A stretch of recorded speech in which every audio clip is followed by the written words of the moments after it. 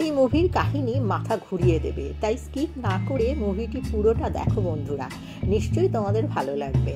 আমাকে এখনও অবধি যারা সাবস্ক্রাইব করেছো তাদের অসংখ্য ধন্যবাদ, আর যারা এখনও করোনি প্লিজ আমাকে সাবস্ক্রাইব করে দিও।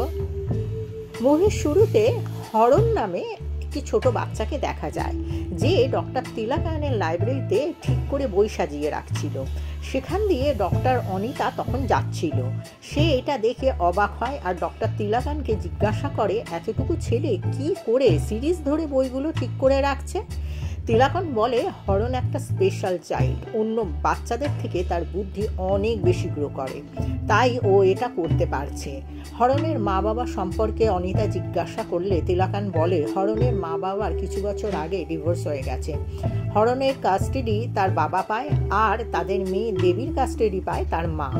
হরণের বাবা পুলিশে ছিল, সে তার রাগ হরণের ওপরে দেখাতো। এরপর হরণের মা ডিভোর্স দিয়ে অন্য একজনকে বিয়ে করেছিল। তাদের একটা মেয়ে হয়, তার নাম ছিল নীরজা, আর তার আগের মেয়ের নাম ছিল দেবী। হরণের নিজের বাবা এরপর অসুস্থ হয়ে যায় এবং মরে যায়।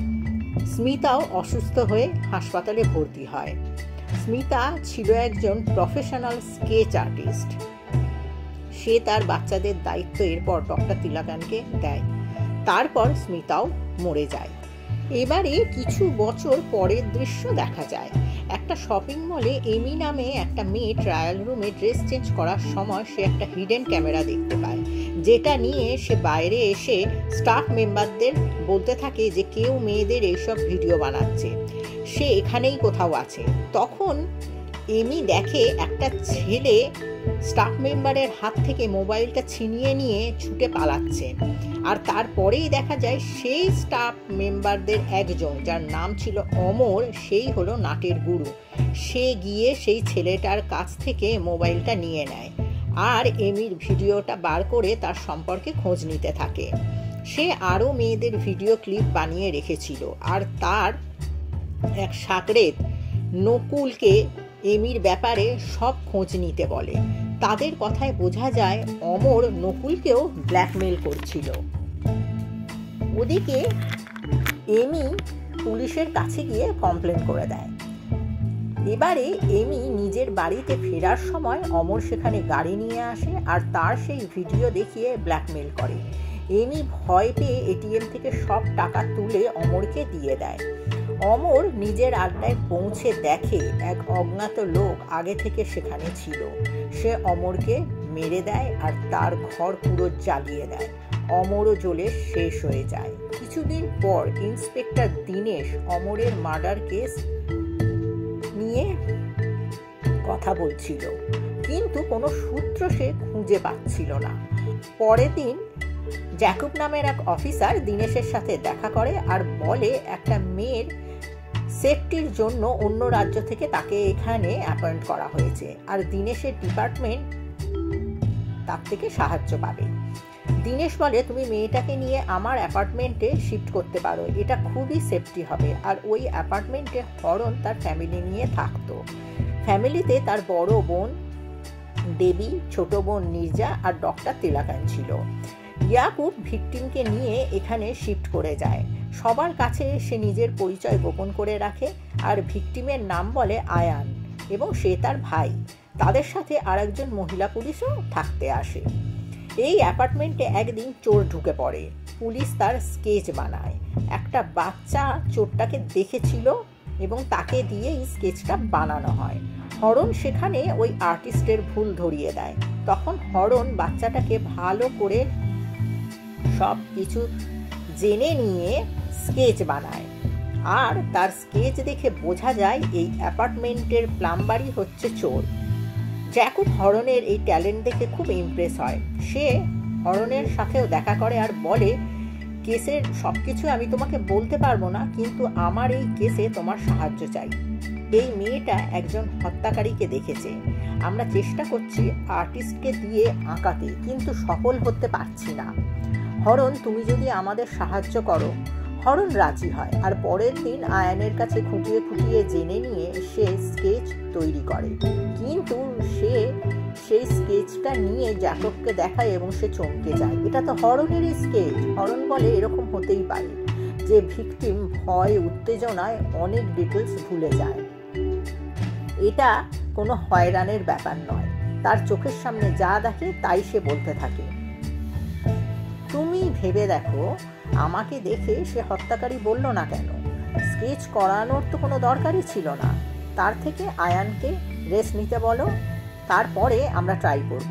পরের দিন জ্যাকব, আয়ান আর হরণ সেই জায়গায় যায় যেখানে আয়ান হত্যাকারীকে দেখেছিল, আর সেটা হলো সেই জায়গা যেটা আমরা মুভির শুরুতে অমরকে একজন অজ্ঞাত লোককে মারতে দেখিয়েছিলাম।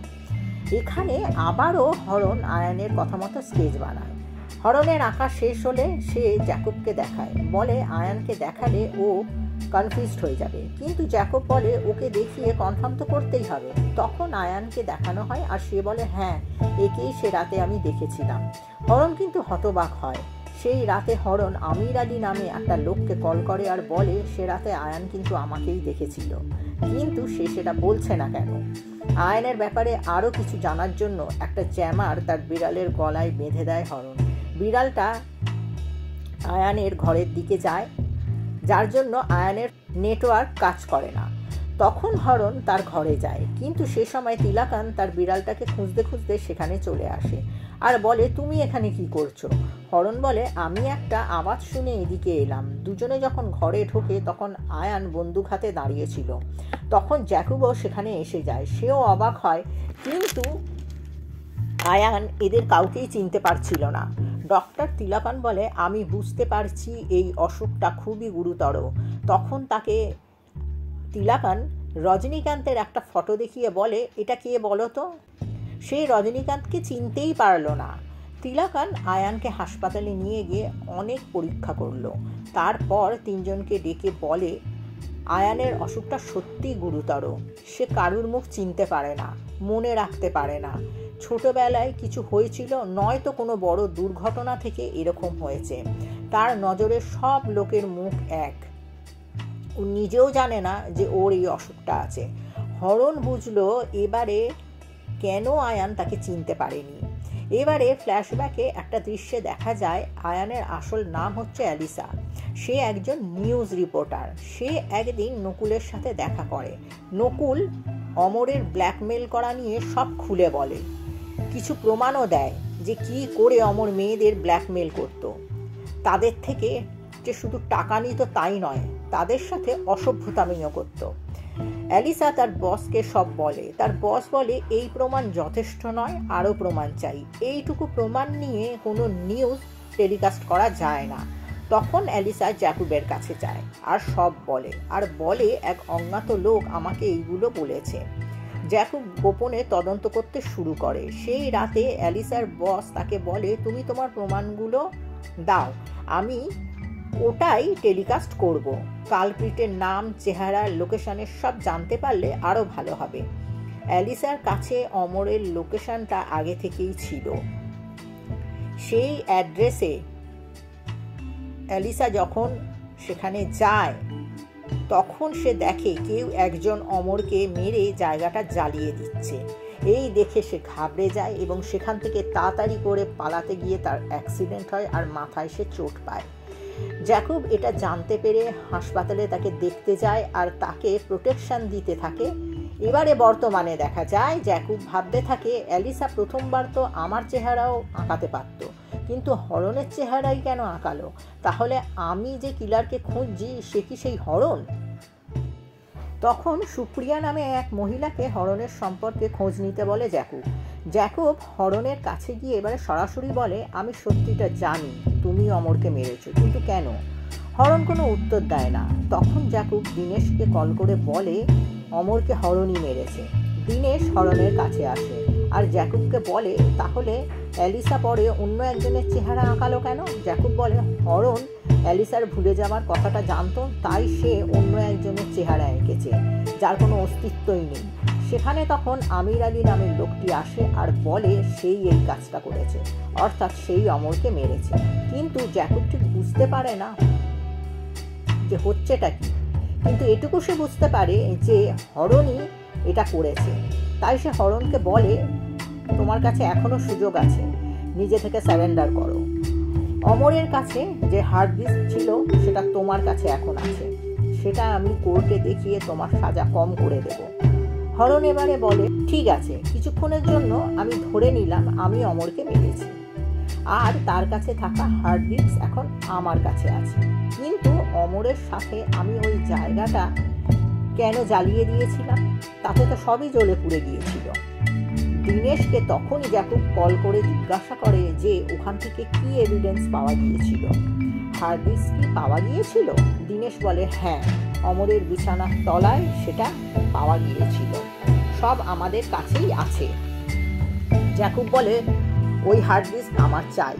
দীনেশ সোজাসুজি বলে যে না, এটা তো দেয়া যাবে না, কারণ তুমি অন্য রাজ্যের পুলিশ। এবারে সুপ্রিয়া জ্যাকুবকে হরণের ব্যাপারে সব ডিটেল জানায়।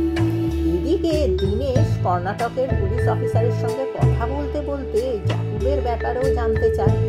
ওখানে পুলিশের উত্তর শুনে দীনেশ তো হতভম্ব হয়ে যায়। সে জানতে পারে অনেকদিন আগে জ্যাকুবকে পুলিশ ডিপার্টমেন্ট থেকে তাড়িয়ে দিয়েছে। ও তো নিজেই অনেক বড় ক্রিমিনাল একটা, আমরা তো ওকে খুঁজছি। অন্যদিকে হরণ অ্যালিসার কাছে আসে আর বলে, আমার ছোট বোন নীরজার সাথে দুষ্কর্ম করে তাকে মেরে দিয়েছিল অমর, সেজন্য আমি ওকে খুঁজে বার করি। কিছুদিন পর আনসার নামে একটা ছেলেও আমার কাছে আসে। সে বলে অমর আমার বোন সাকিনার সাথে দুষ্কর্ম করে ও তার ভিডিও আমাকে দেখিয়ে ব্ল্যাকমেল করছিল। অমরকে মারার জন্য আনসারও আমার সাথ দেয়। তার বাবাই হলো আনসার আলী। সে আমার কাছে এসে কৃতজ্ঞতা জানিয়ে বলে, তোমাকে পুলিশ কোনো দিনও ধরলে আমি বলবো আমিই করেছি কাজটা। এই সময়ে দীনেশ হরণকে জ্যাকুব সম্পর্কে সব কিছু বলে। হরণ তাকে বলে, জ্যাকুব নিশ্চয়ই ওই হার্ড ডিস্ক নেওয়ার জন্যই এখানে এসেছে, আপনি ওটা নিয়ে আসুন, দেখা যাক ওটাই কি আছে। হরণ অ্যালিসাকে নিয়ে দীনেশের কাছে যাওয়ার সময় তাদের গাড়িকে একটা গাড়ি অ্যাটাক করে, আর সেটা ছিল জ্যাকুব। দু গাড়ির মধ্যে প্রচণ্ড সংঘর্ষ হয়। হরণ অ্যালিসাকে শেষ পর্যন্ত বাঁচাতে গাড়ি থেকে তাকে ফেলে দেয় আর জ্যাকুবের সাথে লড়তে থাকে, আর দুজনেরই জবরদস্ত অ্যাক্সিডেন্ট হয়।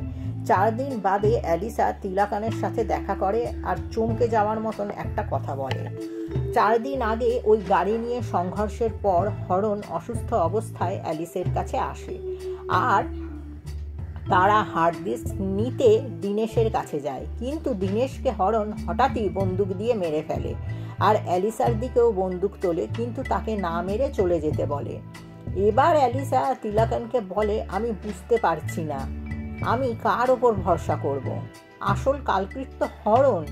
4 দিন আমি ঘরের বাইরে বার হইনি, আজ আপনার সাথে দেখা করতে এখানে এসেছি। এবারে তিলাকানের চমকে দেওয়ার পালা। সে বলে, তুমি যেরকম বলছো সেরকম কিচ্ছু হয়নি, তোমার চিনতে না পারার সুযোগটা নিয়ে জ্যাকুব অ্যাক্সিডেন্টে জখম হয়েছে, কিন্তু তোমার চিনতে না পারার অসুখটার সুযোগ নিয়েছে জ্যাকুব।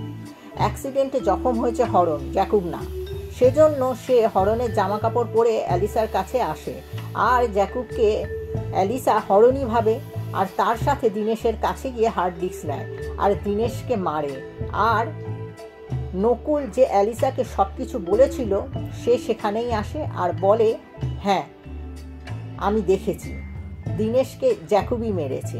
এবারে হরণও সেখানে আসে আর বলে, জ্যাকুব একজন বড় ক্রিমিনাল, হাই প্রোফাইল কেসের ভিকটিম বা উইটনেসদের সুরক্ষার জন্য কিছু অফিসারকে নিযুক্ত করা হয়। জ্যাকুব ছিল এরকমই এক অফিসার। উইটনেসদের লুকিয়ে রাখার বদলে সে ক্রিমিনালকে খবর দিয়ে তাদের মেরে ফেলত। সুপ্রিয়া জ্যাকুবেরই দোসর ছিল।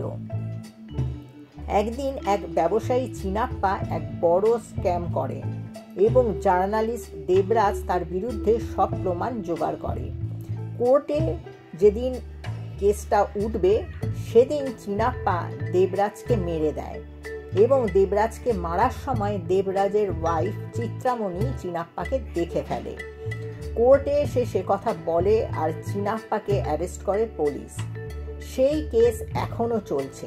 চিত্রামণি নিজের পরিচয় গোপন করে অন্য জায়গায় ছিল, আর তখন চিনাপ্পাকে জ্যাকুব সব বলে দেয় আর কোর্টে চিত্রামণির ওপর চিনাপ্পার লোক হামলা করে, কিন্তু চিত্রামণি বেঁচে যায় আর ডিপার্টমেন্ট জ্যাকুবকে অন্য কাজে নিযুক্ত করে। আশ্চর্যের ব্যাপার হলো জ্যাকুব তো চিনাপ্পাকেই হেল্প করছিল, কিন্তু সেই চিনাপ্পাই একদিন জ্যাকুবকে কল করে বলে, যদি চিত্রামণি আমার বিরুদ্ধে কোর্টে বয়ান দেয় তাহলে আমিও তোমার ব্যাপারে কোর্টে সব বলে দেব। এবারে জ্যাকুব তো জানতো না যে চিত্রামণি কোথায় ছিল। জ্যাকুব নিজেকে বাঁচানোর জন্য এই কেসে যে যে অফিসার আর লোকেরা নিযুক্ত ছিল তাদের মেয়েদের বাজে ভিডিও করাতে শুরু করে অমরকে দিয়ে, যাতে তাদের ব্ল্যাকমেল করে চিত্রামণির কথা জানতে পারে। কিন্তু অমর টাকার লোভে খুবই নীচতা দেখায়। হরণ অমরকে মারে, কিন্তু সেই হার্ড ডিস্ক পাওয়ার জন্য জ্যাকুব উঠে পড়ে লাগে। দীনেশকে মেরে সে সেটা পেয়েও যায়। চিত্রামণিকে যারা প্রোটেকশন দিচ্ছিল তাদের মেয়েদের বাজে ভিডিও করে অফিসারদের দেখিয়ে চিত্রামণিকে মারতে বলছিল। হরণ এসব কথা বলে। এদিকে জ্যাকুব নিজেকে সেফ রাখার জন্য হরণের বোনের কাছে গিয়ে ভয় দেখিয়ে সেখানেই থাকতে শুরু করে। এবারে সুপ্রিয়া জ্যাকুবকে একটা খবর দেয়, যা শুনে জ্যাকুবের হোশ উড়ে যায়। হরণ কোনো সাধারণ লোক নয়, সে world trained sky marshal. Plane hijack হলে এদেরই রক্ষা করতে পাঠানো হয়, বিশেষভাবে ট্রেনিং দেয়া হয় এদেরকে। এদিকে হরণ জানতে পারে চিত্রামণি এই ফ্লাইটেই যাচ্ছে, তাই সে এয়ারপোর্টে যায়। আর জ্যাকুবও প্ল্যান করে যে চিত্রামণিকে সে এই ফ্লাইটের মধ্যেই মেরে দেবে। হরণ ফ্লাইটে উঠে আরও কিছু জানতে পারে, জ্যাকুব চিত্রামণিকে এখানে মারবে না। জ্যাকুব ফ্লাইটের সিগন্যাল দেয় যে অফিসাররা তাদের কিছু জনকে ব্ল্যাকমেল করে দুটো ফ্লাইটের ক্ল্যাশ করাবে, কিন্তু এরকম করালে চিত্রামণির সাথে আরও লোক তো মারা পড়বে। এবারে হরণ তো জানতো না যে কোন কোন অফিসারকে জ্যাকুব ব্ল্যাকমেল করেছে। আশ্চর্যের ব্যাপার, ওই ফ্ল্যাটে চিনাপ্পাও ছিল। হরণ তাকে ধমকে ভয় দেখিয়ে জ্যাকুবের প্ল্যান জানতে চায়, কিন্তু চিনাপ্পা বলে জ্যাকুবের প্ল্যান সম্পর্কে সে কিছুই জানে না। তবে রিসেন্ট সে নিবেদিতা আর সুরভি নামে দুটি মেয়েকে ব্ল্যাকমেল করছিল। তখন জানা যায় ওই মেয়ে দুটির বাবা সিগন্যাল পাঠানোর কাজ করে। ওদিকে নিবেদিতার বাবা জ্যাকুবের কথা মতো বাধ্য হয়ে ফ্লাইটকে ভুল সিগন্যাল পাঠায়, কিন্তু হরণ জ্যামার লাগিয়ে দিয়েছিল, তাই পাইলট ভুল সিগন্যাল পাচ্ছিল না। ওদিকে পুলিশ এসে নিবেদিতার বাবাকে অ্যারেস্ট করে। এইভাবে হরণ সব প্যাসেঞ্জারকে বাঁচাতে পারে। কিছুদিন পর জ্যাকুব আর সুপ্রিয়া নিজেদের ভুল পাল্টে অন্য দেশে যাওয়ার জন্য একটা জেট প্লেনে ওঠে। সেখানে হরণ আগে থেকেই বসেছিল। 1 মাস ধরে হরণ তাদের খুঁজছিল। প্লেনের মধ্যে দুজনের মধ্যে দারুণ মারপিট হয়, দারুণ সংঘর্ষ হয়। অবশেষে হরণ জ্যাকুবকে গুলি করে মেরে দেয়, আর অন্যদিকে অ্যালিসা তার ট্রিটমেন্ট করাচ্ছিল। এখানেই মুভিটি শেষ হয় বন্ধুরা। ভালো লাগলে অবশ্যই লাইক করো আর আমাকে সাবস্ক্রাইব করতে ভুলো না। থ্যাংক ইউ বন্ধুরা।